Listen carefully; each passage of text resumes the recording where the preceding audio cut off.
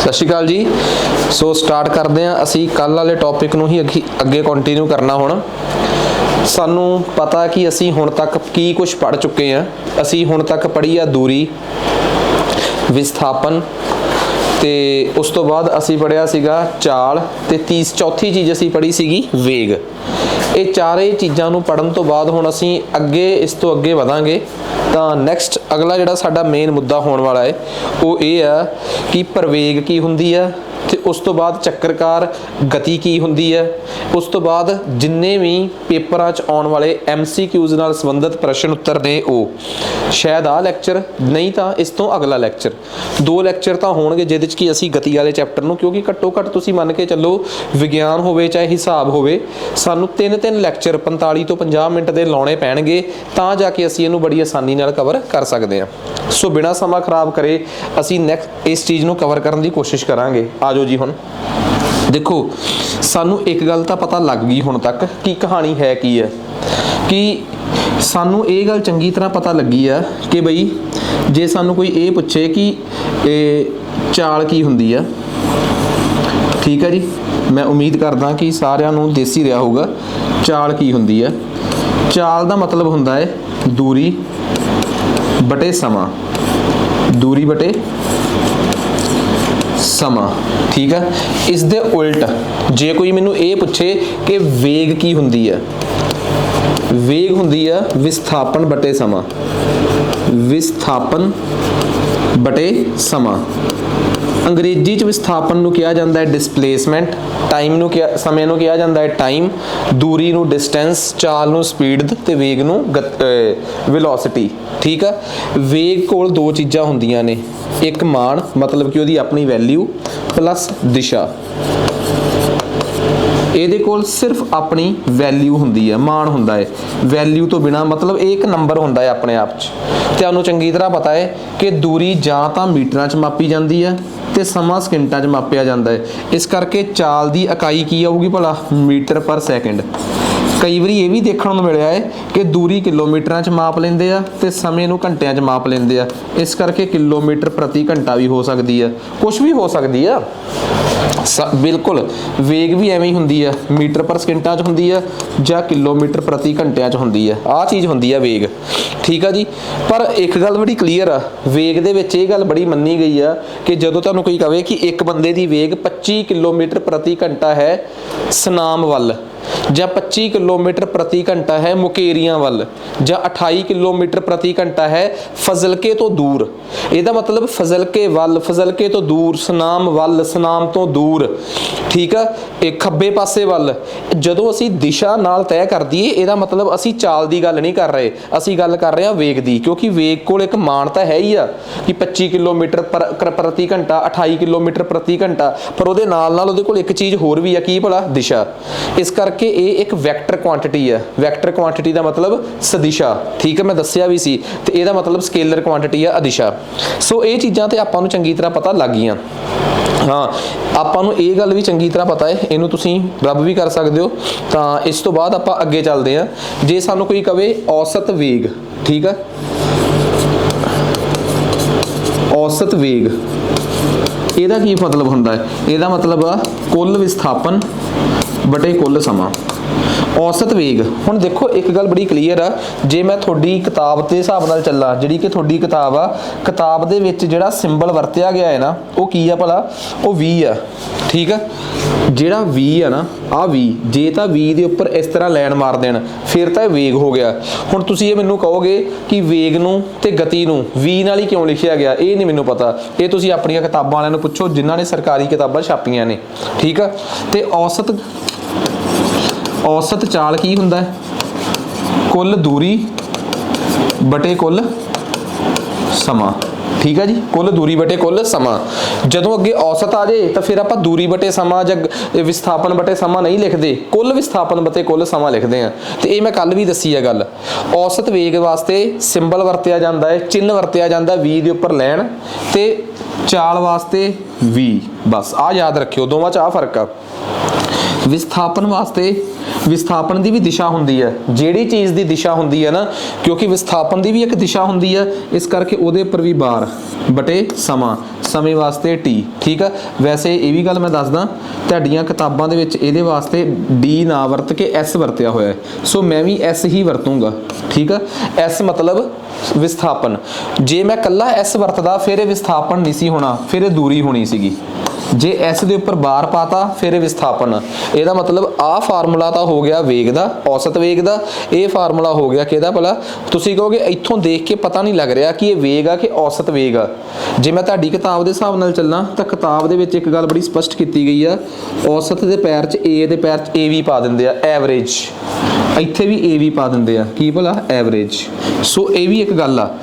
ਮੈਂ ਤਾਂ ਜਸਟ ਫਾਰਮੂਲੇ ਲਿਖਣੇ ਸਿਖਾਏ ਆ ਕਿ ਉਹ ਕਿਵੇਂ ਲਿਖਦੇ ਆ, ਬਸ ਤੁਸੀਂ ਇਹ ਦੇਖੋ ਕਿ ਇਹਨਾਂ ਫਾਰਮੂਲਿਆਂ ਨੂੰ ਲਾਗੂ ਕਿਵੇਂ ਕਰਨਾ ਹੈ। ਠੀਕ ਆ, ਤੇ ਇਹਨਾਂ ਦੇ ਆਧਾਰ ਤੇ ਸਵਾਲ ਕੱਢਣੇ ਕਿਵੇਂ ਆ, ਬਸ ਇਹ ਗੱਲ ਪਤਾ ਹੋਣੀ ਚਾਹੀਦੀ ਹੈ। ਇਹਨਾਂ ਦੇ ਆਧਾਰ ਤੇ ਸਵਾਲ ਕੱਢਣ ਵਾਸਤੇ ਅਸੀਂ ਕੁਝ ਸਵਾਲ ਜਿਹੜੇ ਆ ਜੀ ਉਹ ਲਿਖਣ ਦੀ ਕੋਸ਼ਿਸ਼ ਕਰਾਂਗੇ। ਲਿਖੋ ਜੀ ਪਹਿਲਾ ਸਵਾਲ।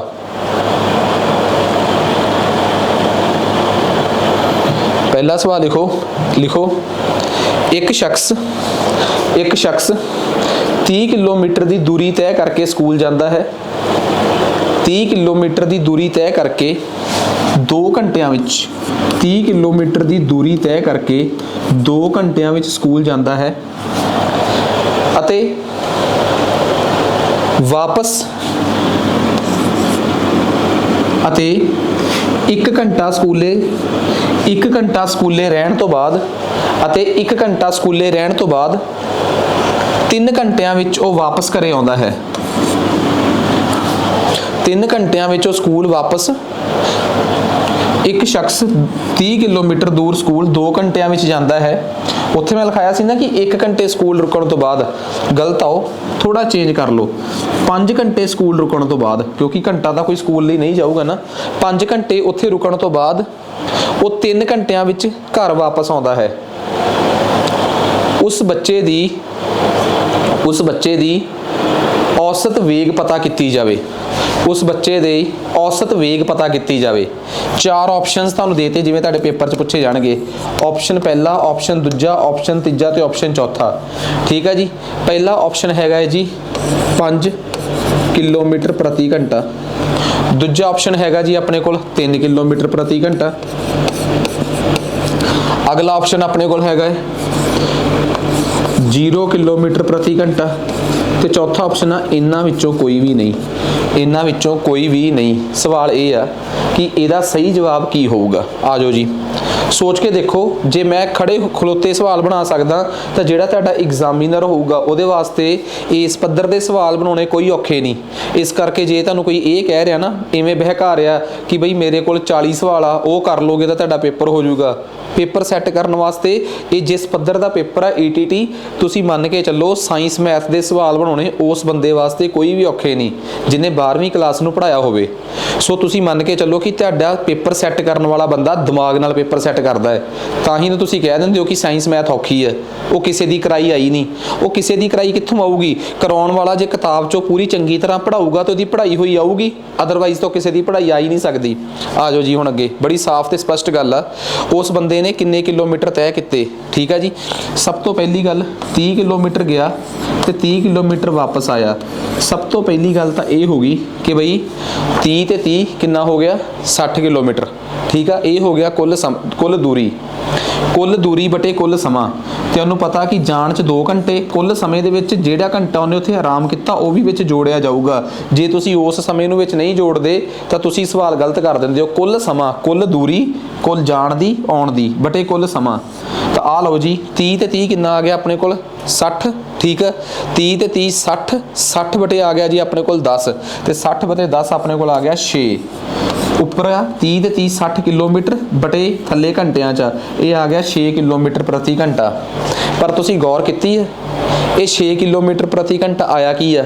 ਇਹ ਆ ਕੁੱਲ ਦੂਰੀ। 30 ਕਿਲੋਮੀਟਰ ਜਾਣਾ, 30 ਕਿਲੋਮੀਟਰ ਜਾਣਾ ਤੇ 30 ਕਿਲੋਮੀਟਰ ਆਉਣਾ। 30 ਕਿਲੋਮੀਟਰ ਜਾਣਾ ਤੇ 30 ਕਿਲੋਮੀਟਰ ਆਉਣਾ, ਇਹ ਕੁੱਲ ਦੂਰੀ ਹੋ ਗਈ। 30 ਜਾਣਾ ਤੇ 30 ਆਉਣਾ। ਇਹ ਤਾਂ ਕੁੱਲ ਦੂਰੀ ਹੋਈ ਆ, ਤੇ ਕੁੱਲ ਦੂਰੀ ਬਟੇ ਕੁੱਲ ਸਮਾਂ ਕੀ ਹੁੰਦਾ ਹੈ? ਇਹ ਤੁਹਾਡੇ ਹਿਸਾਬ ਨਾਲ ਇਹ ਔਸਤ ਚਾਲ ਹੁੰਦੀ ਆ, ਨਾ ਕਿ ਔਸਤ ਵੇਗ। ਔਸਤ ਚਾਲ ਪੁੱਛੀ ਹੁੰਦੀ ਤਾਂ 6 ਕਿਲੋਮੀਟਰ ਪ੍ਰਤੀ ਘੰਟਾ ਆਉਂਦਾ, ਤੇ ਜਵਾਬ ਆਉਂਦਾ ਇਹਨਾਂ ਵਿੱਚੋਂ ਕੋਈ ਵੀ ਨਹੀਂ। ਫਿਰ ਜਵਾਬ ਇਹ ਆਉਂਦਾ, ਫਿਰ ਜੇ ਉਹ ਗੱਲ ਹੁੰਦੀ ਤਾਂ ਫਿਰ ਇਹ ਜਵਾਬ ਆਉਂਦਾ ਇਹਨਾਂ ਵਿੱਚੋਂ ਕੋਈ ਵੀ ਨਹੀਂ। ਪਰ ਕਹਾਣੀ ਇੱਥੇ ਉਲਟੀ ਹੋਈ ਹੈ। ਉਹਨਾਂ ਨੇ ਪੁੱਛਿਆ ਕੀ ਆ? ਔਸਤ ਵੇਗ ਦੱਸੋ ਕਿੰਨੀ ਆ ਕਹਿੰਦੇ। ਤੇ ਤੁਸੀਂ ਕਹੋਗੇ ਪਹਿਲਾਂ ਤਾਂ ਸਾਨੂੰ ਔਸਤ ਵੇਗ ਦੀ ਪਰਿਭਾਸ਼ਾ ਪਤਾ ਹੋਵੇ, ਫੇਰ ਨਹੀਂ ਦੱਬਦੇ ਅਸੀਂ। ਔਸਤ ਵੇਗ ਦੀ ਪਰਿਭਾਸ਼ਾ ਹੁੰਦੀ ਆ ਕੁੱਲ ਵਿਸਥਾਪਨ ਬਟੇ ਕੁੱਲ ਸਮਾਂ। ਤੁਸੀਂ ਇੱਥੋਂ ਗਏ ਤੇ ਤੁਸੀਂ ਇੱਥੇ ਹੀ ਵਾਪਸ ਆ ਗਏ, ਤੁਸੀਂ ਦੱਸੋਗੇ ਕਿ ਤੁਹਾਡਾ ਵਿਸਥਾਪਨ ਕਿੰਨਾ ਹੋਇਆ? ਵਿਸਥਾਪਿਤ ਬੰਦਾ ਉਦੋਂ ਹੁੰਦਾ ਜਦੋਂ ਇੱਕ ਜਗ੍ਹਾ ਤੋਂ ਦੂਜੀ ਜਗ੍ਹਾ ਦੇ ਵਿੱਚ ਕੋਈ ਫਾਸਲਾ ਹੋਵੇ। ਤੁਸੀਂ ਜਿੱਥੋਂ ਚੱਲੇ ਸੀ ਉੱਥੇ ਹੀ ਪਹੁੰਚ ਗਏ, ਤੁਹਾਡਾ ਕੁੱਲ ਵਿਸਥਾਪਨ ਕਿੰਨਾ ਹੈ? 0। ਥੱਲੇ ਸਮਾਂ ਜਿੰਨਾ ਮਰਜ਼ੀ ਲੱਗਿਆ ਹੋਵੇ, 0 ਦੇ ਥੱਲੇ ਜੋ ਮਰਜ਼ੀ ਭਾਗ ਹੋਵੇ ਤਾਂ ਆਨਸਰ 0 ਹੀ ਆਉਂਦਾ ਹੈ। ਇਸ ਕਰਕੇ ਔਸਤ ਵੇਗ 0 ਆਊਗੀ, ਕਿਉਂਕਿ ਔਸਤ ਵੇਗ ਹੁੰਦੀ ਆ ਕੁੱਲ ਵਿਸਥਾਪਨ ਬਟੇ ਕੁੱਲ ਸਮਾਂ, ਤੇ ਔਸਤ ਚਾਲ ਹੁੰਦੀ ਆ ਕੁੱਲ ਦੂਰੀ ਬਟੇ ਕੁੱਲ ਸਮਾਂ। ਮੰਨਿਆ ਕਿ ਆਉਣ ਜਾਣ 'ਚ 60 ਕਿਲੋਮੀਟਰ ਦੀ ਦੂਰੀ ਤੈਅ ਹੋਈ ਆ, ਪਰ ਵਿਸਥਾਪਨ ਤਾਂ ਕੋਈ ਨਹੀਂ ਨਾ ਹੋਇਆ। ਇਸ ਕਰਕੇ ਇਸ ਤਰੀਕੇ ਦੇ ਸਵਾਲ, ਜੇ ਇੱਥੇ ਔਸਤ ਵਿਸਥਾਪਨ ਪੁੱਛਿਆ ਹੋਵੇ ਤਾਂ ਆਨਸਰ ਆ ਸਹੀ ਆ, ਜਿਹੜਾ ਕਿ ਪੁੱਛਿਆ ਗਿਆ ਸੀ। ਜੇ ਔਸਤ ਚਾਲ ਪੁੱਛੀ ਹੁੰਦੀ ਫਿਰ ਆਨਸਰ ਆ ਸਹੀ ਆ, ਜੋ ਕਿ ਹਜੇ ਪੁੱਛਿਆ ਨਹੀਂ ਗਿਆ, ਕਿਉਂਕਿ ਫਿਰ ਆਨਸਰ 6 ਕਿਲੋਮੀਟਰ ਪ੍ਰਤੀ ਘੰਟਾ ਸੀ। ਉਮੀਦ ਕਰਦਾ ਕਿ ਔਸਤ ਵੇਗ ਤੇ ਔਸਤ ਚਾਲ ਇਹ ਦੋ ਗੱਲਾਂ 'ਚ ਫਰਕ ਪਤਾ ਲੱਗ ਗਿਆ ਹੋਊਗਾ। ਔਸਤ ਚਾਲ ਹੁੰਦੀ ਆ ਕੁੱਲ ਦੂਰੀ ਬਟੇ ਕੁੱਲ ਸਮਾਂ, ਤੇ ਔਸਤ ਵੇਗ ਹੁੰਦੀ ਆ ਕੁੱਲ ਵਿਸਥਾਪਨ ਬਟੇ ਕੁੱਲ ਸਮਾਂ। ਸੋ ਥੋੜਾ ਜਿਹਾ ਜਦੋਂ ਤੁਸੀਂ ਇਸ ਪੱਧਰ ਤੇ ਤਿਆਰੀ ਕਰ ਰਹੇ ਹੋ ਨਾ, ਤਾਂ ਇਹਨਾਂ ਚੀਜ਼ਾਂ ਦਾ ਖਾਸ ਧਿਆਨ ਰੱਖਿਓ। ਉਮੀਦ ਕਰਦਾ ਕਿ ਆਹ ਗੱਲ ਚੰਗੀ ਤਰ੍ਹਾਂ ਸਮਝ ਆ ਗਈ ਹੋਊਗੀ। ਵੀਡੀਓ ਨੂੰ ਬੈਕ ਕਰਿਓ ਤੇ ਬੈਕ ਕਰਕੇ ਚੰਗੀ ਤਰ੍ਹਾਂ ਦੇਖਿਓ, ਤਾਂ ਜੋ ਤੁਹਾਨੂੰ ਇਹ ਸਾਰੀਆਂ ਚੀਜ਼ਾਂ ਚੰਗੀ ਤਰ੍ਹਾਂ ਸਮਝ ਆ ਜਾਣ। ਹੁਣ ਚੱਲਦੇ ਹਾਂ ਕਿੱਸੇ ਦੇ ਅਗਲੇ ਹਿੱਸੇ ਤੇ। ਇਸ ਕਿੱਸੇ ਦਾ ਅਗਲਾ ਹਿੱਸਾ ਹੈਗਾ ਜੀ ਆਪਣੇ ਕੋਲ ਪ੍ਰਵੇਗ। ਕੀ ਆ ਜੀ? ਪ੍ਰਵੇਗ। ਪ੍ਰਵੇਗ ਕੀ ਹੁੰਦਾ ਹੈ? ਸਮਝਿਓ ਆ ਗੱਲ। ਪ੍ਰਵੇਗ ਕੀ ਹੁੰਦਾ ਹੈ? ਤੁਹਾਡੇ ਚੋਂ ਕਿਸੇ ਨੇ ਸਕੂਟਰੀ ਦਾ ਐਕਸਲਰੇਟਰ ਦੱਬਿਆ, ਐਕਸਲਰੇਟਰ, ਤੇ ਕਿਸੇ ਨੇ ਕਾਰ ਦੀ ਰੇਸ ਦੱਬੀ ਆ। ਜਦੋਂ ਤੁਸੀਂ ਆਪਣੀ ਕਾਰ ਦੀ ਰੇਸ ਦੱਬਦੇ ਹੋ ਤਾਂ ਤੁਸੀਂ ਕੀ ਕਰਦੇ ਹੋ ਭਲਾ? ਤੁਹਾਡੀ ਲਗਾਤਾਰ ਚਾਲ ਵੱਧ ਰਹੀ ਹੁੰਦੀ ਆ। ਤੁਹਾਡੀ ਗੱਡੀ ਦੀ ਚਾਲ ਪਹਿਲਾਂ 50 ਕਿਲੋਮੀਟਰ ਪ੍ਰਤੀ ਘੰਟਾ ਹੁੰਦੀ ਆ, ਤੇ ਉਹ ਵੱਧ ਕੇ 60 ਕਿਲੋਮੀਟਰ ਹੋ ਜਾਂਦੀ ਆ। ਤੁਹਾਡੇ ਚੋਂ ਕਈ ਜਾਣਿਆਂ ਦੇ ਦਿਮਾਗ 'ਚ ਆਊਗੀ ਕਿ ਉਦੋਂ ਚਾਲ ਵਧੀ ਆ ਕਿ ਵੇਗ ਵਧੀ ਆ, ਜਦ ਕਿ ਚਾਲ ਵੀ ਕਿਲੋਮੀਟਰ ਪ੍ਰਤੀ ਘੰਟਿਆਂ 'ਚ ਹੁੰਦੀ ਆ ਤੇ ਵੇਗ ਵੀ। ਜੇ ਕੋਈ ਮੈਨੂੰ ਇਹ ਕਹਿ ਦੇ ਕਿ ਇੱਕ ਬੰਦਾ ਫਲਾਣੇ ਸ਼ਹਿਰ ਫਲਾਣੀ ਦਿਸ਼ਾ ਵੱਲ ਜਾ ਰਿਹਾ ਸੀਗਾ, ਇੱਕ ਬੰਦਾ 40 ਕਿਲੋਮੀਟਰ ਪ੍ਰਤੀ ਘੰਟੇ ਦੀ ਚਾਲ ਨਾਲ ਦੱਖਣ ਵੱਲ ਜਾ ਰਿਹਾ ਸੀ, 40 ਕਿਲੋਮੀਟਰ ਪ੍ਰਤੀ ਘੰਟਾ, ਜੇ ਤਾਂ ਮੈਂ ਸਿਰਫ ਇੰਨਾ ਬੋਲਦਾ ਫਿਰ ਤਾਂ ਹੁੰਦੀ ਉਹ ਚਾਲ। ਜਦੋਂ ਮੈਂ ਕਹਿਤਾ ਕਿ ਚਾਲ ਦੇ ਨਾਲ ਨਾਲ ਦਿਸ਼ਾ ਵੀ ਦੱਸ ਦਿੱਤੀ ਜਾਵੇ, ਫਿਰ ਉਹ ਚਾਲ ਨਹੀਂ ਰਹਿੰਦੀ, ਫਿਰ ਉਹ ਵੇਗ ਬਣ ਜਾਂਦੀ ਹੈ। ਤੁਸੀਂ ਕਿਸੇ ਦਿਸ਼ਾ ਵੱਲ 40 ਕਿਲੋਮੀਟਰ ਪ੍ਰਤੀ ਘੰਟੇ ਦੀ ਚਾਲ ਨਾਲ ਜਾ ਰਹੇ ਸੀ, ਅਚਾਨਕ ਤੁਸੀਂ ਆਪਣੀ ਕਾਰ ਦਾ ਐਕਸਲਰੇਟਰ ਦੱਬਿਆ ਤੇ ਤੁਹਾਡੀ ਚਾਲ 50 ਤੋਂ 60 40 ਤੋਂ 60 ਹੋ ਗਈ। ਇਹਦਾ ਮਤਲਬ ਤੁਹਾਡੀ ਵੇਗ ਦੇ ਵਿੱਚ ਬਦਲਾਅ ਆ ਗਿਆ। ਤੁਸੀਂ ਕਹੋਗੇ ਹੁਣੇ ਤਾਂ ਗੱਲ ਚਾਲ ਦੀ ਹੋ ਰਹੀ ਸੀ, ਮੈਂ ਵੀ ਕੀ ਕਹਿ ਰਿਹਾ ਭਲਾ? ਜਦੋਂ ਚਾਲ ਦੇ ਨਾਲ ਨਾਲ ਦਿਸ਼ਾ ਦੱਸ ਦਿੱਤੀ ਜਾਵੇ ਤਾਂ ਫਿਰ ਉਹ ਵੇਗ ਬਣ ਜਾਂਦੀ ਹੈ। ਫਿਰ ਉਹ ਕੀ ਬਣ ਜਾਂਦੀ ਆ? ਵੇਗ। ਵੇਗ ਤੇ ਚਾਲ 'ਚ ਫਰਕ ਵੀ ਤਾਂ ਇਹੀ ਹੁੰਦਾ ਹੈ। ਵੇਗ ਦੇ ਵਿੱਚ ਦਿਸ਼ਾ ਜੁੜ ਜਾਂਦੀ ਆ, ਚਾਲ ਬਿਨਾਂ ਕਿਸੇ ਦਿਸ਼ਾ ਤੋਂ ਹੁੰਦੀ ਹੈ। ਠੀਕ ਆ ਨਾ? ਆ ਜਾਓ ਹੁਣ। ਤੁਸੀਂ 40 ਦੀ ਵੇਗ ਨਾਲ ਜਾ ਰਹੇ ਸੀ, ਤੁਸੀਂ ਆਪਣਾ ਗੱਡੀ ਦਾ ਐਕਸਲਰੇਟਰ ਦੱਬਿਆ, ਤੁਹਾਡੀ ਵੇਗ ਵੱਧ ਗਈ, ਤੇ ਤੁਸੀਂ ਇੱਕ ਗੱਲ ਦੱਸੋਗੇ ਕੀ ਤੁਹਾਡੀ ਵੇਗ ਦੇ ਵਿੱਚ ਬਦਲਾਅ ਆਇਆ ਕਿ ਨਹੀਂ ਆਇਆ? ਬਿਲਕੁਲ ਆਇਆ। ਤੁਸੀਂ 80 ਦੀ ਵੇਗ ਤੇ ਤੁਹਾਡੀ ਕਾਰ ਜਾ ਰਹੀ ਸੀ, ਅੱਗੇ ਜਾਮ ਲੱਗਾ ਦੇਖਿਆ, ਤੁਸੀਂ ਆਪਣੀ ਵੇਗ ਆਪਣੀ ਗਤੀ ਨੂੰ ਹੌਲੀ ਹੌਲੀ ਘਟਾਉਣਾ ਸ਼ੁਰੂ ਕਰਤਾ, ਤੁਹਾਡੀ ਵੇਗ ਦੇ ਵਿੱਚ ਫਿਰ ਵੀ ਬਦਲਾਅ ਆ ਗਿਆ। ਵੇਗ ਦਾ ਵਧਣਾ ਹੋਵੇ ਚਾਹੇ ਵੇਗ ਦਾ ਘਟਣਾ ਹੋਵੇ, ਵੇਗ ਸਮੇਂ ਦੇ ਨਾਲ ਵੇਗ ਵਿੱਚ ਆਏ ਬਦਲਾਅ ਨੂੰ ਪ੍ਰਵੇਗ ਕਿਹਾ ਜਾਂਦਾ ਹੈ। ਕੀ ਕਿਹਾ ਜਾਂਦਾ ਹੈ? ਪ੍ਰਵੇਗ। ਤੇ ਪ੍ਰਵੇਗ ਦਾ ਸਿੰਬਲ ਹੁੰਦਾ ਹੈ A, ਐਕਸਲਰੇਸ਼ਨ। ਤੇ ਪ੍ਰਵੇਗ ਵੀ ਇੱਕ ਸਦਿਸ਼ਾ ਹੈ, ਮਤਲਬ ਉਹਦੇ ਕੋਲ ਵੀ ਇੱਕ ਦਿਸ਼ਾ ਹੋਣੀ ਚਾਹੀਦੀ ਹੈ। ਕਿਹੜੀਆਂ ਕਿਹੜੀਆਂ ਚੀਜ਼ਾਂ ਸਦਿਸ਼ਾ ਵਾਲੀਆਂ ਨੇ? ਸਭ ਤੋਂ ਪਹਿਲਾਂ ਤਾਂ ਮੈਂ ਨਾਮ ਲਿਆ ਸੀਗਾ ਵਿਸਥਾਪਨ ਦਾ, ਦੂਜੇ ਨੰਬਰ ਤੇ ਮੈਂ ਨਾਮ ਲਿਆ ਸੀਗਾ ਵੇਗ ਦਾ। ਵੇਗ ਤੋਂ ਬਾਅਦ ਇੱਕ ਨਵੀਂ ਚੀਜ਼ ਆ ਗਈ ਪ੍ਰਵੇਗ। ਇਹਨਾਂ ਤਿੰਨਾਂ ਕੋਲ ਮਾਨ ਵੀ ਹੁੰਦਾ ਹੈ ਤੇ ਦਿਸ਼ਾ ਵੀ ਹੁੰਦੀ ਹੈ। ਡਿਸਟੈਂਸ ਜਿਹਨੂੰ ਮੈਂ ਕਿਹਾ ਸੀ ਦੂਰੀ, ਤੇ ਸਪੀਡ ਜਿਹਨੂੰ ਮੈਂ ਕਿਹਾ ਸੀ ਚਾਲ। ਇਹਨਾਂ ਕੋਲ ਸਿਰਫ ਮਾਨ ਹੁੰਦਾ ਹੈ, ਦਿਸ਼ਾ ਨਹੀਂ ਹੁੰਦੀ। ਇਹਨਾਂ ਕੋਲ ਮਾਨ ਵੀ ਹੁੰਦਾ ਹੈ ਤੇ ਦਿਸ਼ਾ ਵੀ ਹੁੰਦੀ ਹੈ। ਜਦੋਂ ਚਾਲ ਦੇ ਨਾਲ ਦਿਸ਼ਾ ਜੋੜ ਦਿੱਤੀ ਜਾਵੇ ਫਿਰ ਉਹ ਵੇਗ ਬਣ ਜਾਂਦੀ ਹੈ। ਜਦੋਂ ਦੂਰੀ ਦੇ ਨਾਲ ਦਿਸ਼ਾ ਜੋੜ ਦਿੱਤੀ ਜਾਵੇ ਫਿਰ ਉਹ ਵਿਸਥਾਪਨ ਬਣ ਜਾਂਦਾ ਹੈ। दूरी के मुकाबले इधर विस्थापन हुंदा है, चाल के मुकाबले इधर वेग हुंदा है, प्रवेग के मुकाबले इधर कुछ भी नहीं हुंदा। ठीक है, ये किहड़ियां क्वांटिटियां ने? सदिशा वैक्टर ने। ये की ने? अदिशा, दिशा रहित। ये ने अदिशा, ये ने सदिशा। सो ये गल्लां दा फर्क पता होना चाहिए। Scalar and vector, this is distance, this is speed, this is displacement, it is velocity and it is acceleration. प्रवेग हुंदा की आ? प्रवेग की परिभाषा कहंदी आ वेग विच बदलाव, वेग विच बदलाव समय दे नाल, समय दे नाल, समय दे नाल वेग विच आया बदलाव प्रवेग कहलाउंदा है। समय दे नाल वेग विच आया बदलाव प्रवेग कहलाउंदा है। हुण देखो, तुहानूं कोई कह दे कि तुहाडी गड्डी 40 किलोमीटर प्रति घंटे तो किन्ने तो 40 किलोमीटर प्रति घंटे तो 120 किलोमीटर प्रति घंटे ते पहुँच गई, तो इवें उन्होंने करने वास्ते 2 घंटे लगे। 2 घंटिया दे विच एक गड्डी 40 किलोमीटर प्रति घंटे की वेग तो 120 किलोमीटर प्रति घंटे की वेग च पहुँच गई। तुसीं दसोगे वेग च कितना बदलाव आ गया? तुसीं कहोगे वेग च बदलाव आया 120 minus 40। It is the change in velocity. ये वेग विच आया बदलाव है। तो किन्ने समय दे विच आया? ये बदलाव आया 2 घंटिया च। ये बदलाव किन्ने चिर च आया है? ये बदलाव आया है 2 घंटिया च। वेग च बदलाव आया है 80 का, तो आया किन्ने चिर च? 2 घंटिया च। बस आही प्रवेग की परिभाषा है। वेग विच बदलाव, वेग विच बदलाव बटे समा। किन्ने समय विच वेग विच बदलाव आ गया वो प्रवेग कहाउंदा है। किन्ने समय विच वेग विच बदलाव आया वो प्रवेग कहाउंदा है। जे गड्डी दी वेग 40 तो वध के गड्डी 40 की स्पीड ते जा रही सी ते 120 ते पहुंच गई 2 घंटिया च, तो उहदे च पता किन्ना प्रवेग आ गया? 120 माइनस 40 80, 80 बटे 2 किन्ना आ गया भला? 80 बटे 2 40 का प्रवेग आ गया उहदे च। किन्ने दा? 40 का प्रवेग। 40 का प्रवेग किवें आया? हुण एक गल दसो, वेग हुण ये आ 120 किलोमीटर प्रति घंटा, वो आ 40 किलोमीटर प्रति घंटा। 120 चो 40 घटाओ किन्ना आ गया? 80 किलोमीटर प्रति घंटा।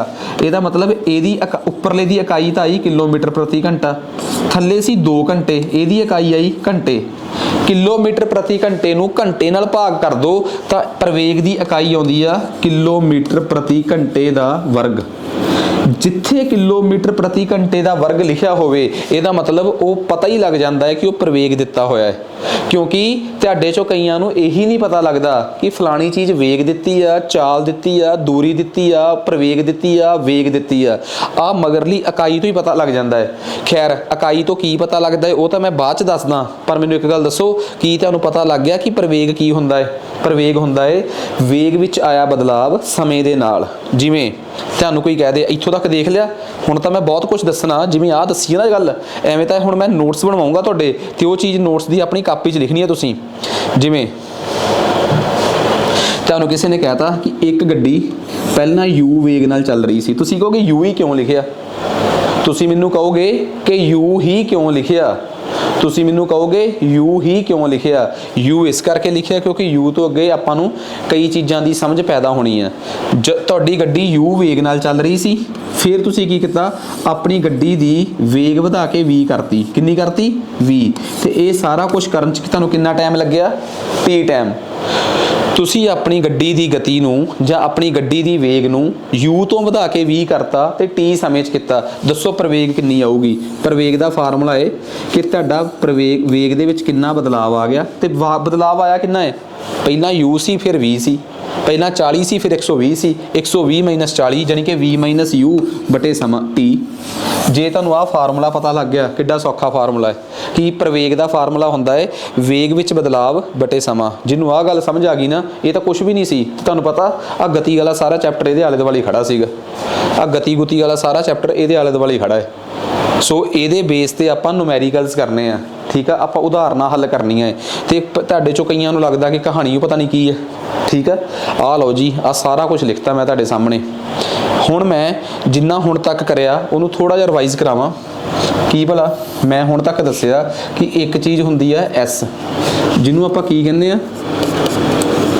दूरी अंग्रेजी च ਉਹਨੂੰ ਆਪਾਂ ਕੀ ਕਹਿੰਦੇ ਆ अंग्रेजी च ਉਹਨੂੰ ਆਪਾਂ ਕਹਿੰਦੇ ਆ डिस्टेंस ਕੀ ਕਹਿੰਦੇ ਆ डिस्टेंस ਉਹਦੀ ਇਕਾਈ ਕੀ ਹੁੰਦੀ ਆ ਜਾਂ ਕਿਲੋਮੀਟਰ ਜਾਂ ਮੀਟਰ ਜਾਂ ਸੈਂਟੀਮੀਟਰ ਜਾਂ ਹੋਰ ਕੀ ਹੋ ਸਕਦਾ ਹੈ ਮਿਲੀਮੀਟਰ कुछ भी हो सकता है माइल्स भी हो सकता है दूरी का की है दूरी माइल्स भी हो सकती है मिलीमीटर च भी हो सकती है सेंटीमीटर च भी हो सकती है। इस दूरी तो बाद अगली चीज़ आप पढ़ी सी विस्थापन हुंदी वो भी दूरी है बट पंगा ये आ कि उहदे नाल दिशा जुड़ जाती है इनू आपां की कहते हैं विस्थापन विस्थापन ठीक है। इनू अंग्रेजी च कहते हैं डिसप्लेसमेंट की कहते हैं डिसप्लेसमेंट।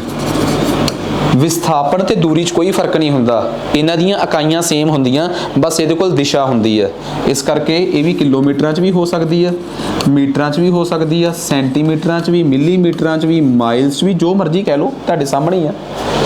उस तो बाद अगली चीज़ हुंदी है तीसरी चीज़ ठीक है। तीसरी चीज़ आउंदी है अपने कोल चाल चाल चाल हुंदी है वी अंग्रेजी च इहनूं कहंदे आ स्पीड।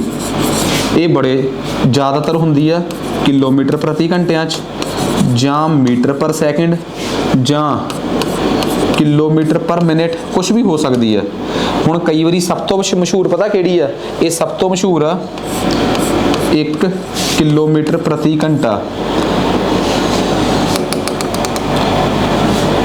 ये मशहूर आ ज़्यादा ये ज़्यादा मशहूर आ किलोमीटर प्रति घंटिया ते एक मशहूर आ मीटर प्रति सैकेंड्स दे विच। जे तुसी किलोमीटर प्रति घंटिया जो मीटर पर सैकेंड च आउणा है तो तुहानूं 5/18 नाल गुणा करनी पऊगी। जे तुसी मीटर पर सैकेंड तो किलोमीटर प्रति घंटिया च आउणा है तो फिर तुहानूं 18/5 नाल गुणा करनी पऊगी। ये गल बड़ी मशहूर है इहदे च बाकी इहदे च कोई चक्कर नहीं गा। इस तो बाद अगली चीज़ इहदे च की आउंदी है अगली चीज़ इहदे च आउंदी है वेग आ चीज़ ठीक है। इनू अंग्रेजी च कहते हैं वेलोसिटी की कहते हैं वेलोसिटी। चाल ते वेग इक्को चीज़ है बस चाल कोल दिशा नहीं हुंदी वेग कोल दिशा हुंदी है। इत्थे आ कहानी सेम हुंदी है बिल्कुल सेम आ चक्को सेम हुंदी है सारी कहानी उपर वाली थल्ले हुंदी है। अगली चीज़ हुंदी है प्रवेग प्रवेग कोल भी दिशा हुंदी है प्रवेग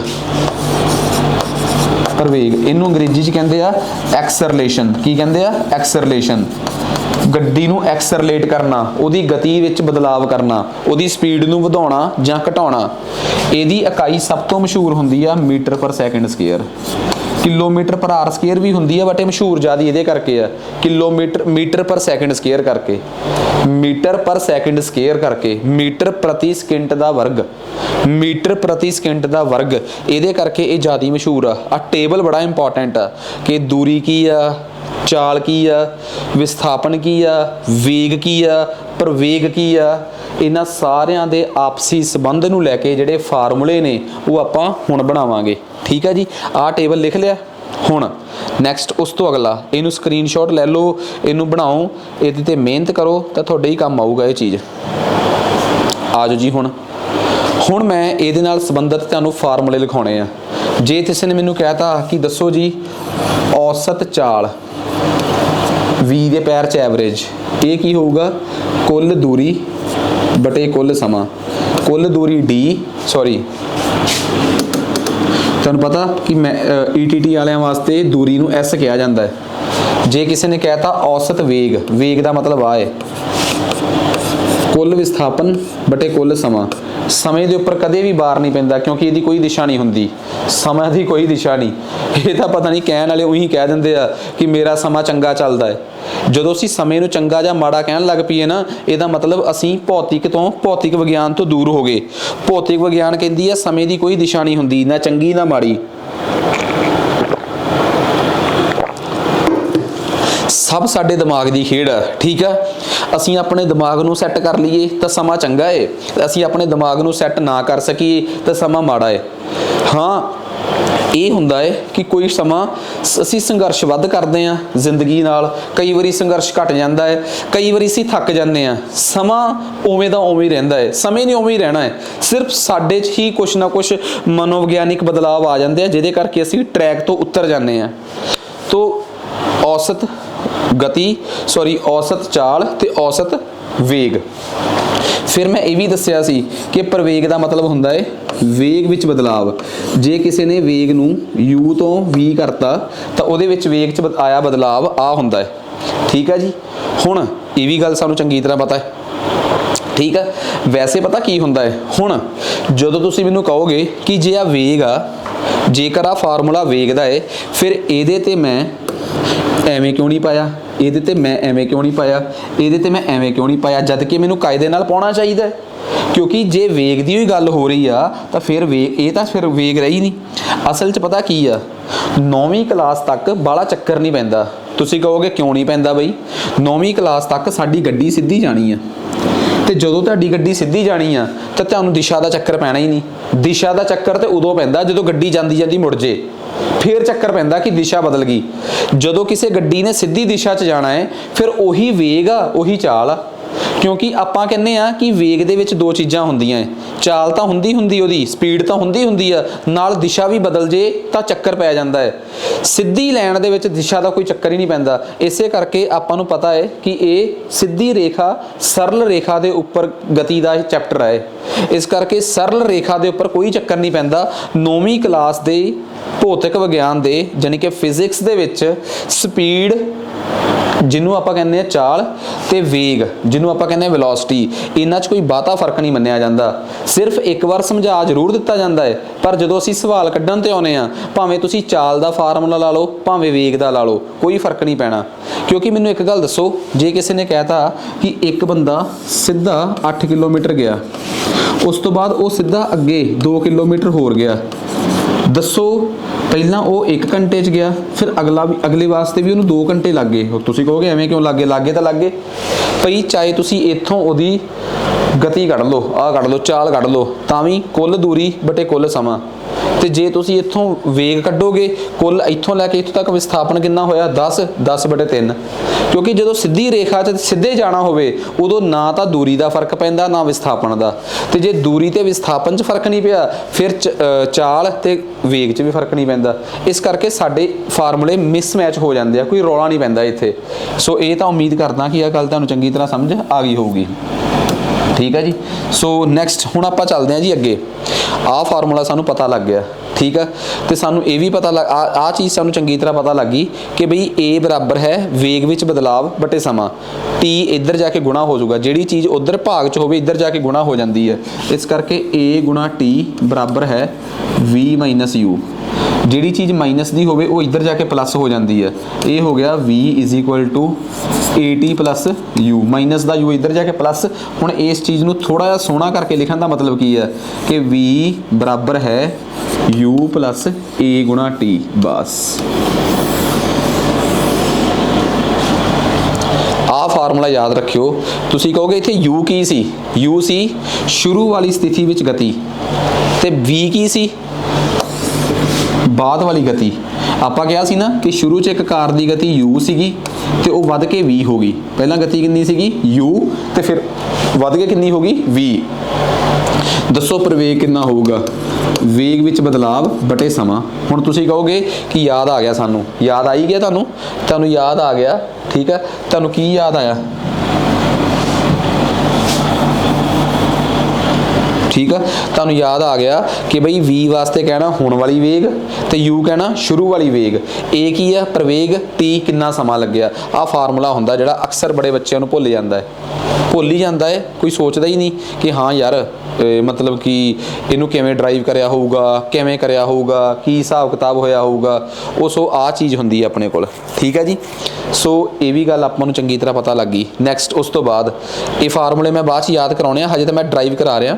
ਹਜੇ ਤਾਂ ਮੈਂ ਇਹ ਗੱਲ ਕਰਾਈ ਆ ਕਿ V ਦਾ ਫਾਰਮੂਲਾ ਹੁੰਦਾ U ਪਲੱਸ AT, ਆਹੀ ਆ। ਹੁਣ ਅੱਗੇ ਆ ਗਿਆ ਆਪਣੇ ਕੋਲ ਔਸਤ ਗਤੀ ਦਾ ਫਾਰਮੂਲਾ, V ਐਵਰੇਜ। V ਦੇ ਪੈਰ 'ਚ AV। ਔਸਤ ਚਾਲ ਕਹਿ ਲਓ, ਔਸਤ ਵੇਗ ਕਹਿ ਲਓ। ਤੁਸੀਂ ਕਹੋਗੇ ਜੇ ਔਸਤ ਵੇਗ ਕਿਹਾ ਤੇ ਬਾਰ ਕਿਉਂ ਨਹੀਂ ਪਾਇਆ? ਮੈਂ ਸਿੱਧੀ ਸਰਲ ਰੇਖਾ ਵਾਸਤੇ ਇੱਕੋ ਹੀ ਗੱਲ ਹੁੰਦੀ ਹੈ, ਕੋਈ ਫਰਕ ਨਹੀਂ।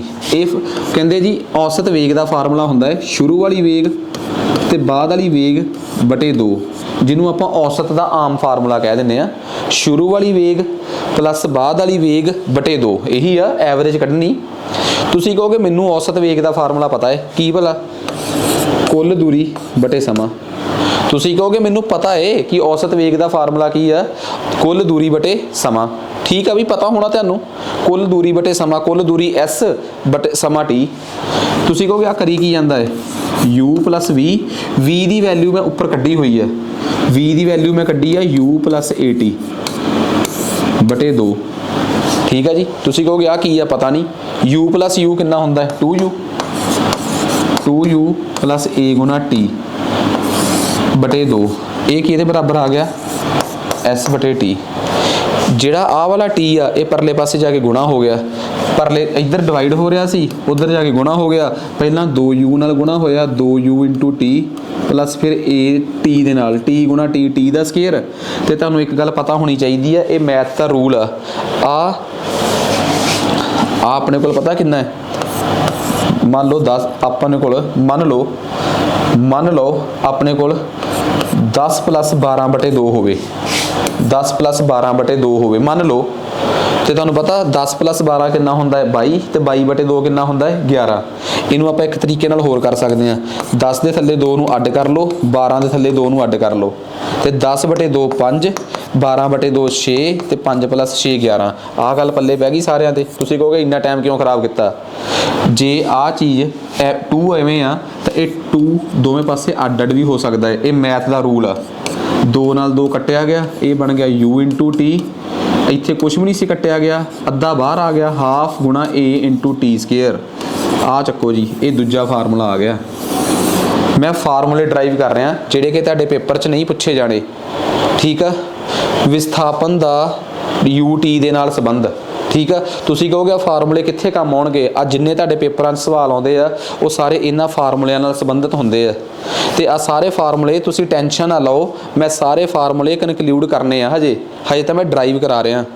तीसरा फार्मूला जे तुसीं कहंदे हो तो ठीक आ, नहीं तो मैं नहीं मनदा कि उहनूं ड्राइव करन दी लोड़ भी आपां नूं। ठीक है, तीसरा फार्मूला डायरैक्ट कर लो, वो भी इत्थों ही निकल आउंदा है, V square minus U square बराबर है 2AS। कितना है 2AS। आ लो जी, V square minus U square बराबर है 2AS। ठीक है, V square minus 2U square is equal to 2AS। हाँ जी, नैक्सट तुसीं कहोगे आ की करता इत्थे, कुछ नहीं किया यार, मैं फार्मूले बनाए आ 3, वो 3 सारे फार्मूले की है।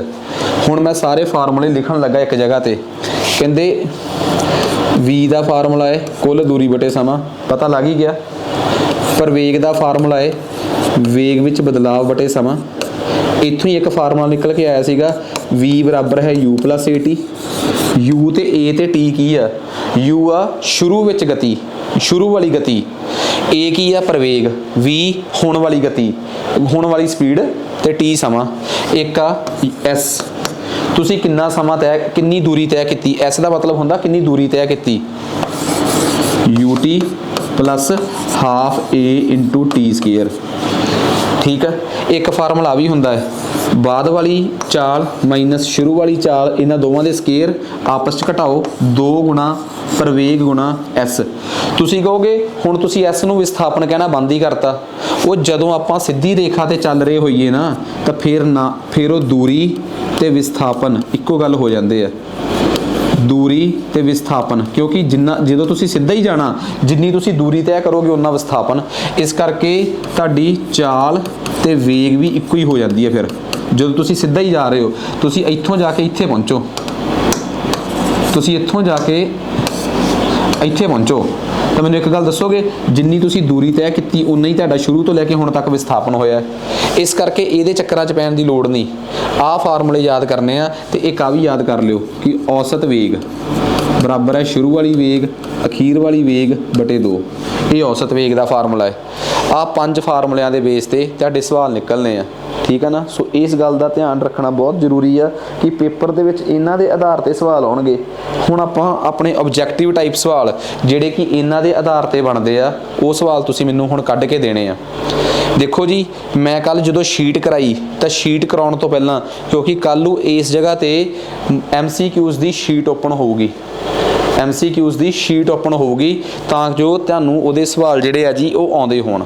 ਠੀਕ ਆ, ਇੱਥੇ MCQs ਦੀ ਸ਼ੀਟ ਓਪਨ ਹੋਊਗੀ, ਆਪਾਂ ਉਹਦੇ ਚੋਂ ਸਵਾਲ ਕਰਾਂਗੇ। ਪਰ ਅੱਜ ਆਪਾਂ ਬਹੁਤ ਸਾਰੇ MCQs ਕਰਨੇ ਆ, ਬਿਨਾਂ ਸਮਾਂ ਖਰਾਬ ਕਰੇ ਆਪਾਂ ਸਟਾਰਟ ਕਰਦੇ ਹਾਂ ਜੀ। ਘੱਟੋ ਘੱਟ ਆਪਾਂ 5 MCQs ਤਾਂ ਹੁਣ ਸੋਲਵ ਕਰਾਂਗੇ। ਠੀਕ ਆ ਜੀ, ਲਿਖੋ ਜੀ ਪਹਿਲਾ MCQ। ਪਹਿਲੇ MCQ ਨੂੰ ਪੰਜਾਬੀ 'ਚ ਲਿਖਿਆ ਜਾਵੇ।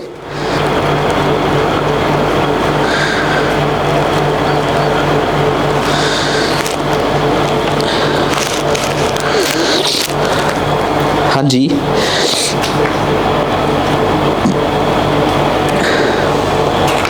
ਪਹਿਲਾ ਸਵਾਲ, ਇੱਕ ਵਸਤੂ 16 ਮੀਟਰ ਦੀ ਦੂਰੀ 4 ਸਕਿੰਟਾਂ ਵਿੱਚ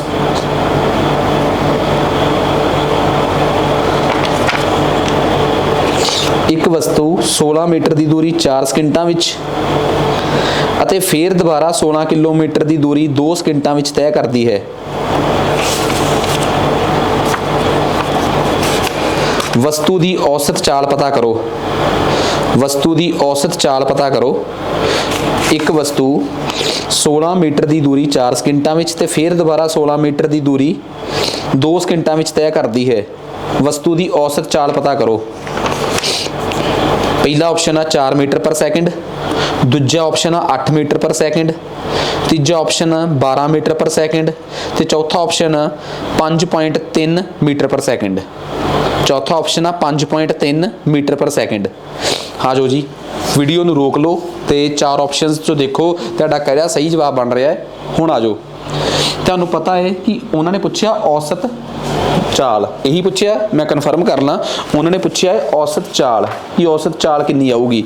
ਤੁਸੀਂ ਕਹੋਗੇ ਔਸਤ ਚਾਲ, ਔਸਤ ਚਾਲ, ਔਸਤ ਚਾਲ। ਆ ਜਾਓ ਫਿਰ, ਔਸਤ ਚਾਲ ਦਾ ਇੱਕ ਫਾਰਮੂਲਾ ਹੁੰਦਾ ਹੈ ਕੁੱਲ ਦੂਰੀ ਬਟੇ ਕੁੱਲ ਸਮਾਂ। ਕੁੱਲ ਦੂਰੀ ਬਟੇ ਕੁੱਲ ਸਮਾਂ। ਦੂਰੀ ਨੂੰ ਆਪਾਂ S ਨਾਲ, S ਨਾਮ ਦੇ ਸਿੰਬਲ ਨਾਲ ਵਰਤਣਾ ਹੈ। ਠੀਕ ਹੈ ਨਾ, ਮਤਲਬ S ਨਾਮ ਦਾ ਚਿੰਨ੍ਹ ਲਾਇਆ ਜਾਊਗਾ ਤੇ ਸਮੇਂ ਵਾਸਤੇ T ਨਾਮ ਦਾ ਚਿੰਨ੍ਹ। ਤੁਸੀਂ ਭੁੱਲ ਜਾਓ ਕਿ ਸਵਾਲ 'ਚ ਕੀ ਕਿਹਾ ਹੈ। ਡੈਫੀਨੇਸ਼ਨ ਪਰਿਭਾਸ਼ਾ ਤੇ ਜਾਓ। ਕੁੱਲ ਦੂਰੀ ਬਣਾ ਅੱਖਾਂ ਮੀਟੇ 16 + 16, ਕਿਉਂਕਿ ਕੁੱਲ ਦੂਰੀ ਤਾਂ 16 + 16 ਹੈ। ਕਹਿੰਦਾ ਪਹਿਲਾਂ 16 ਕਿਲੋਮੀਟਰ ਐ ਗਿਆ, ਫਿਰ 16 ਕਿਲੋਮੀਟਰ ਆਉਂ ਗਿਆ। ਆਪਾਂ ਕੀ ਲੈਣਾ, ਕੁੱਲ ਦੂਰੀ ਆ 16 + 16 ਤੇ ਸਮਾਂ ਕਿੰਨਾ ਲੱਗਿਆ ਕੁੱਲ। ਇੱਕ ਵਾਰ 2 ਲੱਗਿਆ, ਇੱਕ ਵਾਰ 4 ਲੱਗਿਆ, ਇਹ ਆ ਗਿਆ ਆਪਣੇ ਕੋਲ 32/6। ਪਰ ਤੁਸੀਂ ਇੱਕ ਗੱਲ ਗੌਰ ਕੀਤੀ, 16 ਤੇ 16 32 ਕਿਹਦੇ 'ਚ ਆ ਭਲਾ, ਮੀਟਰਾਂ 'ਚ। ਬਟੇ ਟਾਈਮ ਕਿਹਦੇ 'ਚ, ਸਕਿੰਟਾਂ 'ਚ। ਮੀਟਰ ਬਟੇ ਸਕਿੰਟ, ਇਹ ਆ ਗਿਆ ਜੀ 32/6। 32 ਨੂੰ 6 ਨਾਲ ਭਾਗ ਕਰਕੇ ਦੇਖਿਓ, ਇਹ ਆਊਗਾ 5.3 ਮੀਟਰ ਪਰ ਸੈਕਿੰਡ। ਠੀਕ ਹੈ ਜੀ, 6 5 30 2, ਇੱਥੇ ਹਟਾਇਆ ਪੁਆਇੰਟ, 6 30 18, ਬਸ ਪੁਆਇੰਟ ਹਟਾ ਕੇ ਆ ਗਿਆ। ਜਿਹਨੂੰ ਨਹੀਂ ਆਉਂਦੀ ਕੈਲਕੂਲੇਸ਼ਨ, ਠੀਕ ਆ, ਮੈਥ ਦੀਆਂ ਬੇਸਿਕ ਵੀਡੀਓਜ਼ ਪਈਆਂ ਹੋਈਆਂ ਨੇ, ਉਹਨਾਂ ਨੂੰ ਦੇਖ ਲਓ। ਆ ਲਓ ਜੀ, ਆਨਸਰ ਮਿਲ ਗਿਆ, ਕੋਈ ਮਿਲ ਹੀ ਗਿਆ ਹੋਣਾ। ਜੇ ਮਿਲ ਗਿਆ ਤਾਂ ਵੈਲ ਐਂਡ ਗੁੱਡ। ਨੈਕਸਟ ਅਗਲੇ ਸਵਾਲ ਤੇ ਆ ਜਾਓ ਜੀ। ਅਗਲਾ ਪ੍ਰਸ਼ਨ ਉੱਤਰ ਕਰੋ। ਅਗਲਾ ਸਵਾਲ ਕੀ ਕਹਿੰਦਾ ਹੈ, ਅਗਲਾ ਸਵਾਲ ਲਿਖੋ। ਹਾਂਜੀ, ਊਸ਼ਾ 90 ਮੀਟਰ ਲੰਮੇ ਤਲਾਬ ਵਿੱਚ ਤੈਰਦੀ ਹੈ। ਉਹ ਇੱਕ ਸਿਰੇ ਤੋਂ ਦੂਜੇ ਸਿਰੇ ਤੱਕ ਸਰਲ ਰੇਖੀ ਪਥ ਤੇ ਜਾਂਦੀ ਹੈ ਤੇ ਵਾਪਸ ਆਉਂਦੀ ਹੈ।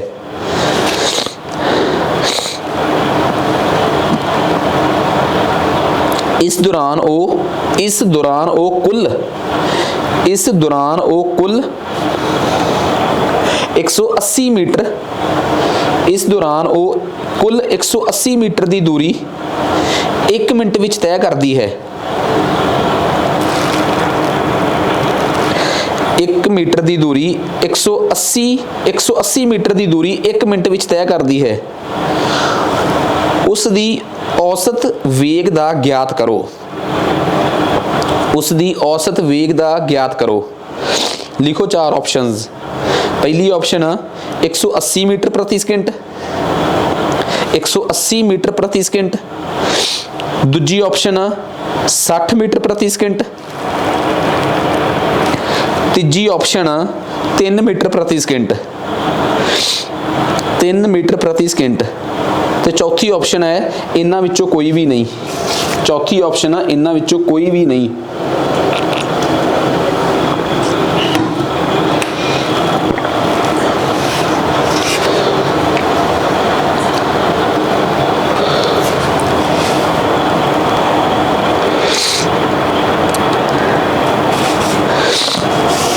ਹਾਂਜੀ ਆ ਜਾਓ, ਸਭ ਤੋਂ ਇੰਪੋਰਟੈਂਟ ਗੱਲ, ਬਹੁਤ ਇੰਪੋਰਟੈਂਟ ਸਵਾਲ ਆ, ਠੀਕ ਹੈ ਜੀ, ਬਹੁਤ ਇੰਪੋਰਟੈਂਟ ਸਵਾਲ ਆ। ਕਿਵੇਂ ਆਬਜੈਕਟਿਵ ਟਾਈਪ ਸਵਾਲ ਤੁਹਾਡਾ ਦਿਮਾਗ ਖਰਾਬ ਕਰ ਸਕਦੇ ਆ, ਇਹ ਇੱਥੇ ਹੀ ਆ। ਪਰ ਜੇ ਤੁਸੀਂ ਦੇਖੋਗੇ ਨਾ, ਜਦੋਂ ਤੁਸੀਂ ਆਪਣਾ ETT ਦਾ ਪੇਪਰ ਖੋਲ ਕੇ ਦੇਖਦੇ ਹੋ ਤਾਂ ਤੁਹਾਨੂੰ ਪਤਾ ਲੱਗਦਾ ਹੈ ਕਿ ਉਹ ਸਵਾਲ ਜਿਹੜੇ ਆ ਉਹ ਤੁਹਾਡੀ 9ਵੀਂ ਕਲਾਸ ਦੀ ਕਿਤਾਬ ਤੋਂ ਵੀ ਨੀਵੇਂ ਪੱਧਰ ਤੇ ਆ। ਬਸ ਫਰਕ ਪਤਾ ਕੀ ਆ, ਅਸੀਂ 9ਵੀਂ ਕਲਾਸ ਦੀ ਕਿਤਾਬ ਚੰਗੀ ਤਰ੍ਹਾਂ ਪੜ੍ਹੀ ਹੋਈ ਨਹੀਂ ਹੋਈ। ਹੁਣ ਤੁਹਾਡੇ ਚੋਂ ਕਈਆਂ ਨੇ SS ਦੀ ਕਿਤਾਬ ਚੰਗੀ ਤਰ੍ਹਾਂ ਪੜ੍ਹੀ ਹੋਊਗੀ 10ਵੀਂ ਕਲਾਸ ਵਾਲੀ।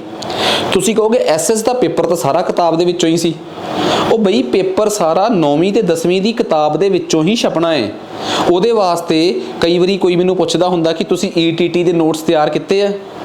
ਓਏ ਜਿਹੜਾ ਬੰਦਾ ਨੋਟਸ ਚੋਂ ਪੜ੍ਹਨ ਲੱਗ ਪਏ ਨਾ, ਉਹ ETT ਦਾ ਪੇਪਰ ਦੇ ਤਾਂ ਦਊਗਾ, ਲੱਗਦਾ ਕਿਤੇ ਨਹੀਂ। ਉਹ ਤੁਹਾਡੇ ਸਾਹਮਣੇ ਹੀ ਆ, ਤੁਹਾਡੇ ਚੋਂ ਬੜਿਆਂ ਨੇ ਦੇ ਕੇ ਲਾ ਲਏ ਚਾਹ, ਠੀਕ ਆ। ਪਤਾ ਨਹੀਂ ਕਿੰਨੇ ਹਜ਼ਾਰ ਦੇ ਇੰਸਟੀਚਿਊਟ ਨੋਟਸ ਹੀ ਵੇਚੀ ਜਾਂਦੇ ਆ। ਓਏ ਕਿਤਾਬਾਂ ਦੇ ਵਿੱਚੋਂ ਹੀ ਪੇਪਰ ਛਪਦਾ ਹੈ। ਰੌਲਾ ਤਾਂ ਸਿਰਫ ਇਸ ਗੱਲ ਦਾ ਹੈ ਕਿ ਉਸ ਚੀਜ਼ ਨੂੰ ਪੜ੍ਹਾ ਕੌਣ ਪਾਊਗਾ, ਕੌਣ ਸਮਝਾ ਸਕੂਗਾ ਕਿ ਆਹ ਕਹਾਣੀ ਆਹ ਹੁੰਦੀ ਆ। ਹੁਣ ਤੁਸੀਂ ਗਤੀ ਵਾਲਾ ਚੈਪਟਰ ਜਿੱਥੋਂ ਮਰਜ਼ੀ ਪੜ੍ਹ ਕੇ ਦੇਖਿਓ, ਜਿਹੜੇ ਮਰਜ਼ੀ ਇੰਸਟੀਚਿਊਟ ਦੇ ਨੋਟਸ ਚੱਕਿਓ, ਉਹਦੇ ਜਿੰਨੇ ਮਰਜ਼ੀ ਪ੍ਰਸ਼ਨ ਉੱਤਰ ਸੋਲਵ ਕਰ ਦਿਓ, ਤੁਸੀਂ ਟਿਕ ਲਾਉਂਦੇ ਜਾਓਗੇ। ਪਤਾ ਕਿਉਂ? ਕਿਉਂਕਿ ਤੁਹਾਨੂੰ ਕਹਾਣੀ ਸਮਝ ਆ ਗਈ ਹੈ। ਤੇ ਜੇ ਫਿਜ਼ਿਕਸ ਦਾ ਸਭ ਤੋਂ ਔਖਾ ਚੈਪਟਰ ਕਰ ਸਕਦੇ ਆ, ਰਸਾਇਣਿਕ ਵਿਗਿਆਨ ਤੇ ਜੀਵ ਵਿਗਿਆਨ, ਉਹ ਤਾਂ ਫਿਰ ਵੀ ਇਸ ਤੋਂ ਸੌਖੀਆਂ ਨੇ। ਉਹਨਾਂ ਦੇ ਵਿੱਚ ਤਾਂ ਐਵੇਂ ਹੱਲ ਕਰਨ ਦਾ ਰੌਲਾ ਹੀ ਨਹੀਂ ਕੋਈ। ਸਮਝਿਆ ਕਰੋ ਗੱਲਾਂ ਨੂੰ। ਆ ਜਾਓ ਜੀ, ਹੁਣ ਦੇਖੋ, ਉਹਨਾਂ ਨੇ ਪੁੱਛਿਆ ਔਸਤ ਵੇਗ। ਮੈਂ ਕਹਿੰਦਾ ਮੈਂ ਨਹੀਂ ਕੱਢਦਾ ਔਸਤ ਵੇਗ, ਮੈਂ ਪਹਿਲਾਂ ਕੱਢੂੰਗਾ ਔਸਤ ਚਾਲ। ਤੁਸੀਂ ਪੁੱਛੋਗੇ ਇਹ ਕਿਉਂ? ਮੈਂ ਇਹ ਕਹੂੰਗਾ ਕੀ ਪਤਾ ਰੱਬ ਨਾ ਕਰੇ ਕਿ ਔਸਤ ਚਾਲ ਪੁੱਛ ਲੈਂਦੇ। ਔਸਤ ਚਾਲ ਹੁੰਦੀ ਆ ਕੁੱਲ ਦੂਰੀ ਬਟੇ ਕੁੱਲ ਸਮਾਂ। ਔਸਤ ਚਾਲ ਹੁੰਦੀ ਆ ਕੁੱਲ ਦੂਰੀ ਬਟੇ ਕੁੱਲ ਸਮਾਂ। ਇਹ ਹੁੰਦੀ ਆ ਜੀ ਔਸਤ ਚਾਲ। ਹੁਣ ਜੇ ਔਸਤ ਚਾਲ ਕੁੱਲ ਦੂਰੀ ਬਟੇ ਕੁੱਲ ਸਮਾਂ ਹੁੰਦੀ ਆ ਤਾਂ ਫਿਰ ਇਹ ਔਸਤ ਚਾਲ ਆਊਗੀ ਕਿੰਨੀ? ਇਹਦਾ ਵੀ ਹੁਣ ਚੱਕਰ ਪਊ। ਕਲੀਅਰ ਕਰੀਏ ਆਪਾਂ ਕਿ ਔਸਤ ਚਾਲ ਆਉਣੀ ਕਿੰਨੀ ਆ। ਫਿਰ ਜੇ ਉਹ ਕੁੱਲ ਦੂਰੀ ਬਟੇ ਕੁੱਲ ਸਮਾਂ ਹੁੰਦੀ ਆ ਤੇ ਉਹ ਆਊਗੀ ਕਿੰਨਾ?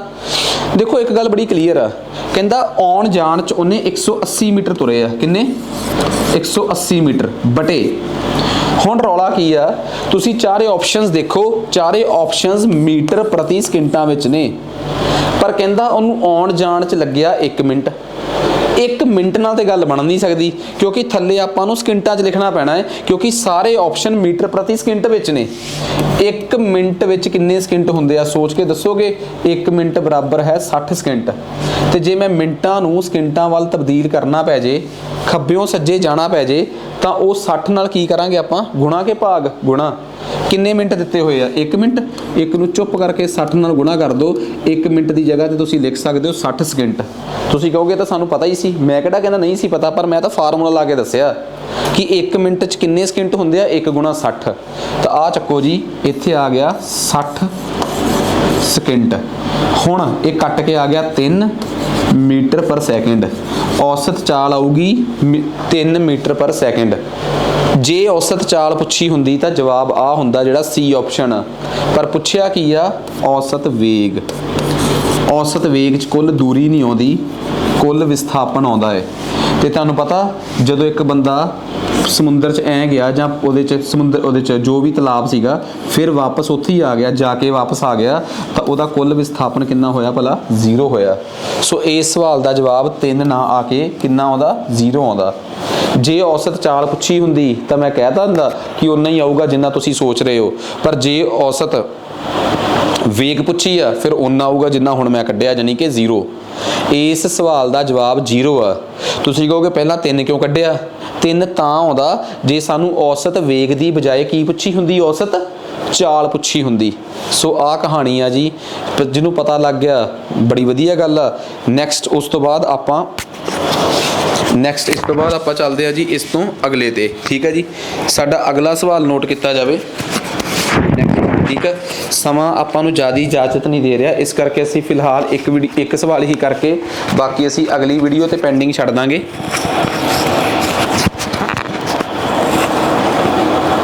ਨੈਕਸਟ ਸਵਾਲ ਲਿਖੋ।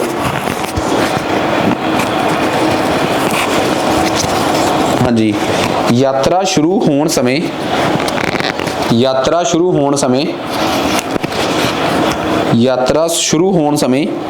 ਕਾਰ ਦਾ ਓਡੋਮੀਟਰ, ਅੰਡਰਲਾਈਨ ਕਰ ਲਿਓ ਓਡੋਮੀਟਰ, ਊੜਾ ਊੜੇ ਨੂੰ ਹੋੜਾ, ਡੱਡੇ ਨੂੰ ਹੋੜਾ, ਮੰਮੇ ਨੂੰ ਬਿਹਾਰੀ, ਟੈਂਕਾ ਰਾਰਾ।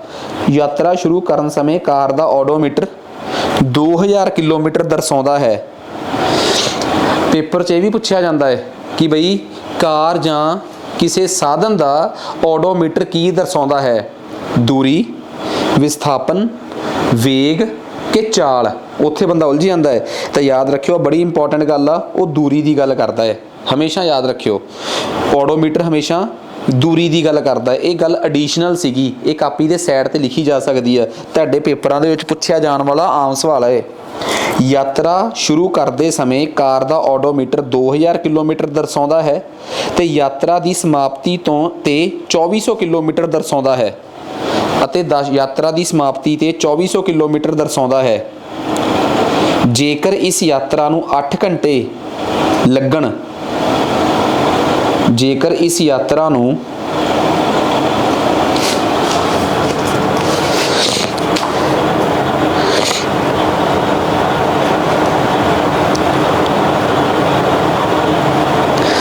ਜੇਕਰ ਇਸ ਯਾਤਰਾ ਨੂੰ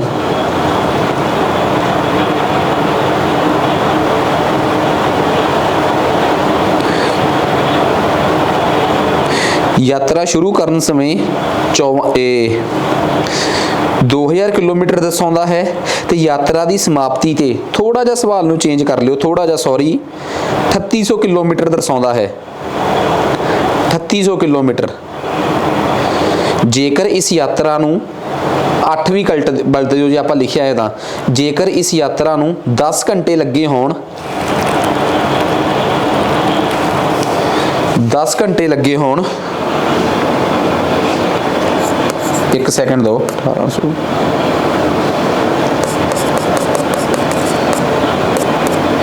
ਜੇਕਰ ਇਸ ਯਾਤਰਾ ਨੂੰ 10 ਘੰਟੇ ਲੱਗੇ ਹੋਣ ਤਾਂ ਔਸਤ ਚਾਲ ਪਤਾ ਕਰੋ। ਤਾਂ ਔਸਤ ਚਾਲ ਪਤਾ ਕਰੋ। ਪਹਿਲਾ option 180 metre per second, 4 options ਨੇ, 180 ਮੀਟਰ ਪ੍ਰਤੀ ਸਕਿੰਟ। ਦੂਜਾ ਆਪਸ਼ਨ 360 ਮੀਟਰ ਪ੍ਰਤੀ ਸਕਿੰਟ। ਤੀਜਾ ਆਪਸ਼ਨ 50 ਮੀਟਰ ਪ੍ਰਤੀ ਸਕਿੰਟ। ਚੌਥਾ ਆਪਸ਼ਨ ਇਹਨਾਂ ਵਿੱਚੋਂ ਕੋਈ ਵੀ ਨਹੀਂ। ਚੌਥਾ ਆਪਸ਼ਨ ਇਹਨਾਂ ਵਿੱਚੋਂ ਕੋਈ ਵੀ ਨਹੀਂ। ਆ ਜਾਓ ਹੁਣ, ਤਾਂ ਪਲੀਜ਼ ਫੋਕਸ ਕਰਿਓ ਇਸ ਗੱਲ ਤੇ, ਬੜਾ ਧਿਆਨ ਨਾਲ ਸੁਣਿਓ। ਕਹਿੰਦਾ ਓਡੋਮੀਟਰ ਤੇ ਇਹ ਰੀਡਿੰਗ ਆਈ ਹੁੰਦੀ ਆ ਕਿ ਉਹ ਪਹਿਲਾਂ ਕਿੰਨੇ ਕਿਲੋਮੀਟਰ ਗੱਡੀ ਚੱਲ ਚੁੱਕੀ ਹੈ, 2000 ਕਿਲੋਮੀਟਰ। ਕਹਿੰਦਾ ਜਦੋਂ ਸਫ਼ਰ ਖਤਮ ਹੋਇਆ ਤਾਂ ਰੀਡਿੰਗ ਸੀਗੀ 3800 ਕਿਲੋਮੀਟਰ। ਆਹੀ ਸੀ ਨਾ ਰੀਡਿੰਗ, ਕਿੰਨੀ ਸੀਗੀ? 3800 ਕਿਲੋਮੀਟਰ। ਤੇ ਇਸ ਸਾਰੀ ਘਟਨਾਕ੍ਰਮ ਨੂੰ ਲੱਗੇ ਆ 10 ਘੰਟੇ। ਕਿੰਨੇ ਘੰਟੇ ਲੱਗੇ ਆ? 10 ਘੰਟੇ। ਠੀਕ ਆ ਬਈ, ਮੈਨੂੰ ਇੱਕ ਗੱਲ ਦੱਸੋਗੇ, ਔਸਤ ਚਾਲ। ਔਸਤ ਚਾਲ ਕੀ ਹੁੰਦੀ ਹੈ? ਕੁੱਲ ਦੂਰੀ। ਪਹਿਲਾਂ ਮੀਟਰ 2000 ਕਿਲੋਮੀਟਰ ਦਿਖਾ ਰਿਹਾ ਸੀ, ਹੁਣ 3800 ਦਿਖਾ ਰਿਹਾ। ਇਹਦਾ ਮਤਲਬ ਕੁੱਲ ਦੂਰੀ ਕਿੰਨੀ ਤੈਅ ਹੋਈ ਇਹਦੇ 'ਚ? ਕੁੱਲ ਦੂਰੀ ਤੈਅ ਹੋਈ ਹੈ 1800 ਕਿਲੋਮੀਟਰ ਪ੍ਰਤੀ ਕਿੰਨੇ ਚਿਰ 'ਚ ਤੈਅ ਹੋਈ ਆ? 10 ਘੰਟਿਆਂ 'ਚ। ਆ ਚੱਕੋ, ਕੁੱਲ ਦੂਰੀ ਬਟੇ ਕੁੱਲ ਸਮਾਂ ਬਰਾਬਰ ਹੈ ਔਸਤ ਚਾਲ। ਇਹ ਆ ਗਈ 180 ਕਿਲੋਮੀਟਰ ਪ੍ਰਤੀ ਘੰਟਾ। ਪੇਪਰ 'ਚ ਪੁੱਛਣ ਵਾਲੇ ਨੇ ਕਰਤੀ ਚਲਾਕੀ, ਚਾਰੇ ਆਪਸ਼ਨ ਪਾਤੇ ਮੀਟਰ ਪ੍ਰਤੀ ਸਕਿੰਟਾਂ 'ਚ। ਕਹਿੰਦਾ ਬਦਲ ਕੇ ਦਿਖਾਓ ਹੁਣ ਇਹਨੂੰ। ਅਸੀਂ ਕੀ ਕਰੀਏ? ਮੈਨੂੰ ਤਾਂ ਪਤਾ ਵੀ ਨਹੀਂ ਸੀ ਕਿ ਕਿਲੋਮੀਟਰ ਪ੍ਰਤੀ ਘੰਟੇ ਤੇ ਮੀਟਰ ਪ੍ਰਤੀ ਸਕਿੰਟ 'ਚ ਆਪਸ 'ਚ ਸੰਬੰਧ ਕੀ ਹੈ। ਤਾਂ ਮੈਂ ਦੱਸਿਆ ਸੀ ਨਾ ਕਿ 1 ਕਿਲੋਮੀਟਰ ਪ੍ਰਤੀ ਘੰਟਾ 5/18 ਮੀਟਰ ਪ੍ਰਤੀ ਸਕਿੰਟ ਦੇ ਬਰਾਬਰ ਆ। ਮੈਂ ਡਾਇਰੈਕਟ ਵੀ ਦੱਸਤੀ ਸੀ ਇਹ ਗੱਲ ਕਿ ਕਦੇ ਵੀ ਕਿਲੋਮੀਟਰ ਖੱਬਿਓਂ ਸੱਜੇ ਨੂੰ ਜਾਣਾ ਹੋਵੇ ਤਾਂ 5/18 ਨਾਲ ਗੁਣਾ ਕਰ ਦਿਓ, ਜੇ ਉਧਰੋਂ ਇੱਧਰ ਨੂੰ ਆਉਣਾ ਹੋਵੇ ਤਾਂ 18/5 ਨਾਲ ਕਰ ਦਿਓ, ਉਲਟਾ ਦਿਓ ਇਹਨੂੰ। ਇੱਕੋ ਹੀ ਗੱਲ ਹੋ ਗਈ ਨਾ। ਆਪਾਂ ਨੂੰ ਕਿਲੋਮੀਟਰ ਪ੍ਰਤੀ ਘੰਟਿਆਂ 'ਚ ਦਿੱਤੀ ਹੋਈ ਹੈ ਗੱਲ, ਤੇ ਮੀਟਰ ਪ੍ਰਤੀ ਸਕਿੰਟ 'ਚ ਜਾਣਾ ਹੈ, ਤਾਂ ਚੁੱਪ ਕਰਕੇ ਇਹਨੂੰ ਕਿੰਨੇ ਨਾਲ ਕਰ ਦਿਓ? 5/18 ਨਾਲ। ਇਹਨੂੰ ਕੱਟਿਆ, ਇਹ ਆ ਗਿਆ ਆਪਣੇ ਕੋਲ ਕਿੰਨਾ? 10। ਤੇ 10 ਗੁਣਾ 5, ਹੁਣ ਇਹ ਜਿਹੜੀ 50 ਆਈ ਆ ਨਾ, ਇਹ 50 ਆਈ ਆ ਮੀਟਰ ਪਰ ਸੈਕਿੰਡ। ਇਹਦਾ ਮਤਲਬ ਸਾਨੂੰ ਅੱਜ ਇੱਕ ਗੱਲ ਹੋਰ ਪਤਾ ਲੱਗ ਗਈ ਕਿ 180 ਕਿਲੋਮੀਟਰ ਪ੍ਰਤੀ ਘੰਟੇ ਦੀ ਸਪੀਡ ਤੇ 50 ਮੀਟਰ ਪ੍ਰਤੀ ਸਕਿੰਟ ਦੀ ਸਪੀਡ ਇੱਕ ਬਰਾਬਰ ਹੁੰਦੀ ਹੈ। 1 ਘੰਟੇ 'ਚ 180 ਕਿਲੋਮੀਟਰ ਚੱਲਣਾ ਤੇ 1 ਸਕਿੰਟ ਵਿੱਚ 50 ਮੀਟਰ ਚੱਲਣਾ, one and the same thing. ਇਹ ਇੱਕੋ ਹੀ ਗੱਲ ਹੁੰਦੀ ਹੈ। ਠੀਕ ਹੈ ਨਾ। ਸੋ ਇਸ ਸਵਾਲ ਦਾ ਜਵਾਬ 180 ਮੀਟਰ ਪਰ ਸੈਕਿੰਡ ਨਹੀਂ ਸੀਗਾ, ਇਸ ਸਵਾਲ ਦਾ ਜਵਾਬ ਸੀਗਾ 50 ਮੀਟਰ ਪਰ ਸੈਕਿੰਡ। ਉਮੀਦ ਕਰਦਾ ਕਿ ਘੱਟੋ ਘੱਟ ਅੱਜ ਵਾਲਾ ਜਿਹੜਾ ਲੈਕਚਰ ਹੈ ਨਾ ਇਹ ਤੁਹਾਡਾ ਕਾਫੀ ਰੇਂਜ ਵਿੱਚ ਆਇਆ ਹੋਊਗਾ, ਤੁਹਾਨੂੰ ਸਮਝ ਵੀ ਆਇਆ ਹੋਊਗਾ। ਸੋ ਅੱਜ ਵਾਸਤੇ ਇੰਨਾ ਹੀ ਬਹੁਤ ਆ, ਬਿਨਾ ਮਤਲਬ ਕਿ ਸਮਾਂ ਖਰਾਬ ਕਰੇ ਆਪਾਂ ਕੱਲ ਅਗਲੇ ਲੈਕਚਰ 'ਚ ਫੇਰ ਮਿਲਾਂਗੇ। ਅੱਜ ਵਾਸਤੇ ਇੰਨਾ ਹੀ ਬਹੁਤ ਆ ਜੀ, ਧੰਨਵਾਦ।